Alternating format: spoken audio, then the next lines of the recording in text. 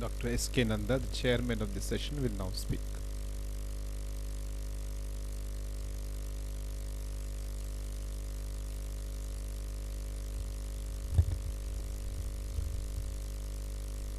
Today's second session has been very, very interesting. You got a lot of speakers who were filled with humor. We had directly and indirectly they had touched upon the subject.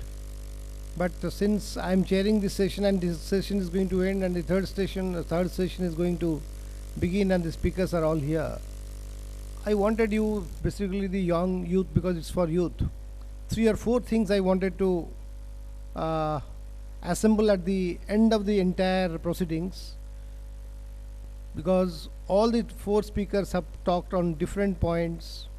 They almost covered the thing. I will just sum it up to tell you that youth from tomorrow have to be unstoppable.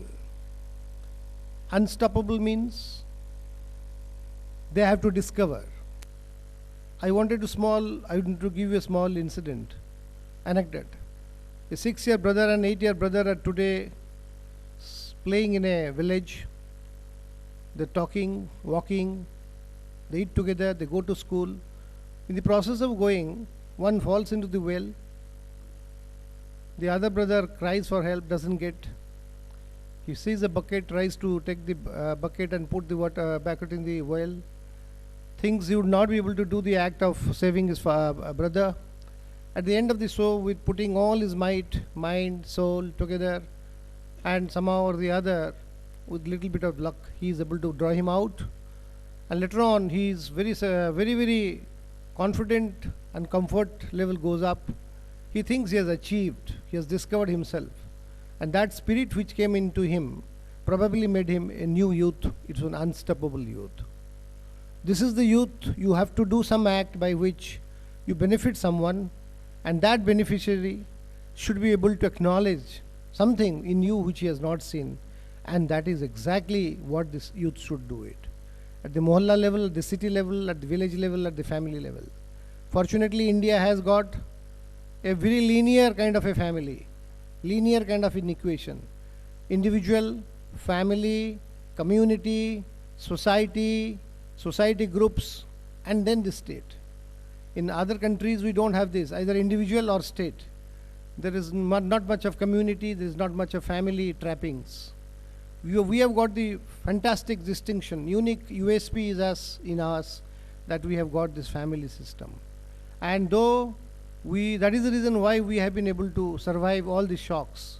But the youth today, in the context of what is being organized today, I have a feeling, compared to the days earlier, they are not that unstoppable as they should be. I remember when we were in the students and we used to go in the trains, people between Bilaspur to Kharagpur, they used to be very assured of the fact that this group of the university students of Delhi are moving with us in the Bombay Mail, and they are the people who are the protectors of this train. There was no RPF, there was no TT, there is nothing, and there was this is a crime zone of Madhya Pradesh. Those who are from Madhya Pradesh, they know it. So the youth, we indirectly or directly, we used to perform a role by which people had the placebo effect of feeling better, good. That is the part of the youth. Guruji mentioned about the USA thing, where the people are put in old age home. Can you believe it? When I was also with my son, I was moving in US, I found 4 things in one place: old age home, mall, church, and cemetery. I asked my son, why are they together? They said that the designer has designed in such a way that the fellows who are there in the old age home, they can visit the church. If they want to go for shopping, they can also go for shopping. If neither things happen, they go to cemeteries. All are in one campus. It is a fait accompli. It is a package which is sold, and children buy that package. Can you be that part of the youth? No, you cannot be part of that youth. Our youth has to think differently. We have to have a lot of vision. Vision, I can give you an example. Our vision is Ardhanarishwar, which means what? Half male, half female. Vishnu, Shiva, Parvati, Vishnu, Lakshmi. These are the concepts which you are preaching. What is that concept? Equality.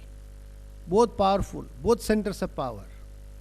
But in that frame which you had kept together Ardhanarishwar, in Western countries, the Nareshwari, it has gone 15 steps ahead.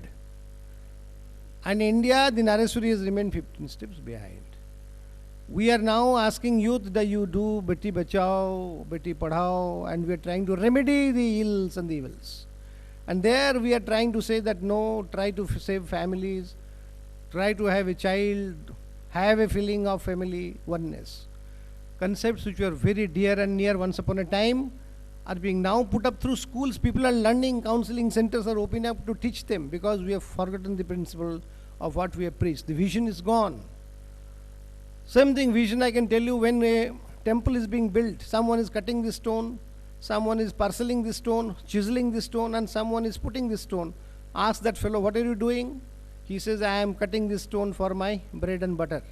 He is that. The other one, you ask him, what is he doing? He says, I have been given a duty to chisel, to sharpen it, therefore I am doing it. The third one, I ask, what are you doing? He says that I am doing everything to build a temple because that is the part of our intervision.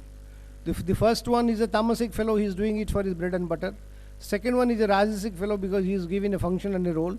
Third one is a sattvic fellow who is trying to explain the vision as to why we are all doing it. So these three things could be built in the same persons, also three persons which is not being done. That's called the vision. So the youth has to connect. The youth has to connect to the area, the problem of the area in which he lives. He cannot remain away from the area. If there is a problem of safety, security, health problem, traffic problem, road problem, it is not that it will leave it to the state to do it in the laissez-faire style. It has to be, youth has to involve, it has to engage. This part of engagement doesn't mean that we have got, engagement is without a duty. Engagement is just involving ourselves. Give your heart to the problem, touch the feelings of your heart, be moved by the heart, because you will be in the youth for how long? Till 30 years, 35 years, from 16 to 35. You are in the total age of ideas, you are being electrical currents, like ideas will come and go. That is the time when, if you are imaginated or you are attached to the ideas, currents which work as currents, probably your push and pull would take the society up and up in such a way that people get the feelings of better feelings, they have the comfort levels, they have the feelings of confidence also in them. That is why I say that we have a fantastic job which is awaited from the youth when we say man is born free but he is in chains. That doesn't mean that he is in chains because of society. He is fettered, he is compressed, he is depressed by the circumstances. But this is a fact of life, you cannot live it, you cannot help it. But we have a role to see to it that how these fetters, how these depressions, how these affectations can be reduced to an extent that we would be able to come on in life, catch up in life. You see, when a rain takes place, when rainfall starts, people who are protective, who do not want to get the rainfall on their head, they normally put their hands like this and they try to go outside the tree to save themselves from the waters, from the raindrops, a feeling of seclusion. But a child or a young man who has never seen a rain, you know what he does? He puts his hand and feels the rain. And that gives him a new kickback feeling, a new sensation that this could be such a nice thing which I have not seen it. This feeling of feeling a new sensation, a newness to his whole thing, is something different from the father who is trying to search out for an umbrella and no one is giving an umbrella to him. Both are getting drenched in the process, but the feeling is different. Youth should be one who is having that he should extend his hand to feel the new experience and not get away and run away from it. That should be the youth which should be there. And I have a feeling that when we are talking in terms of Swami Vivekananda today, Interfaith Harmony today, communal harmony today, it is not a question of I am going to any religion thing. As you know, some speaker today said, religion is a combination of spirituality and rituality. Spirituality wise, all are together. Rituality wise, dress wise, appearance wise, format wise, all are different. We catch on to the shadows, not the substance. And we fight on the shadows, not on the substance. But when it comes to the interfaith dialogues, youth can prevail in their areas to teach people, preach people. So each one, teach one principle should be followed, to see to it that you are trying to accommodate each other. Accommodation is the way of life. If we say, when we do Garba, we close the roads in Baroda, in Surat. Does anyone say, complain to the corporation, so and so has closed the road, it is affecting me? No. Why? You are accommodating. No, Garba is going on 7 days, we must accommodate. No matter which faith we are from, which area we are from, which city we are from.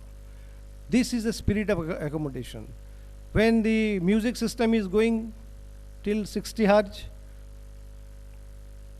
it is blaring, music is going on, still people tolerate. Why? Not that they don't want to complain. They said, no, it's a part of your accommodation. So you are trying to adjust, compromise, accommodate. This trait of spirit of accommodation is a spirit of existence. In a family, the father is a very hot-headed fellow, the mother is a cool-headed person, but yet the family runs.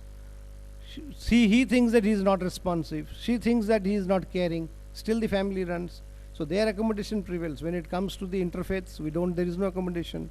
Why? There is no umpire, there is no fourth wicket, there is no person who is having that TV. When it comes on the screen, na? When the umpires fell the TV screen, TV umpire comes, this is what you call electronic umpire. There is no umpiring done. There is no intervener. And that is the reason why all these problems are coming up. So I just wanted to mention here that the youth have to have a policy of engagement. They have to connect themselves to the heart. They have to be like the 6 years brother, drawing the brother out of the well and filling the process of discovering his own strength. From that day he will be unstoppable. He should be like a child who will extending his hands to reins to experience a new phenomena. He should be able to find out new things in his own area and trying to teach people and preach people about how to accommodate himself. If these are the duties which youth could take up on their shoulders, I am sure the journey and the destination, what our speakers today said, will be the same. Because again in the morning hours, I had told you today morning that when we are born with 2.5 kilo weight. When we are burnt and we die, again we are 2.5 kilo weight. So the weight remains the same. And in between, whatever life we have, we are dealing the life. That chemistry of life should be having good molecules of thought, should be having good events, good happiness days. They should be marked by the things like we have achieved. The youth can be achiever. Youth can be a leader. The visionary leader can be Guruji, kind of people who are here. But the achiever has to be youth. He cannot achieve. He can speak, he can conceive, he can vision out. You have to achieve. And I think in the context of the problems which we are going through transiting now, youth can achieve, definitely will be able to achieve. Just make it on, like in the car, that if you have got a top gear, third gear, fourth gear, open that gear, put on the key, think that I should be able to achieve something which is not being achieved in my area, in my town, in my society. I should be able to attend. When one starts doing it, a group starts doing it, I'm sure once you start attending to it, people get confident about it and you will be able to see the problem. You are not guided by politicians, you are not guided by any vested interest. You are guided by the heart, you are guided by the merits, and you will be successful. That is all I wanted to say at the end of the second.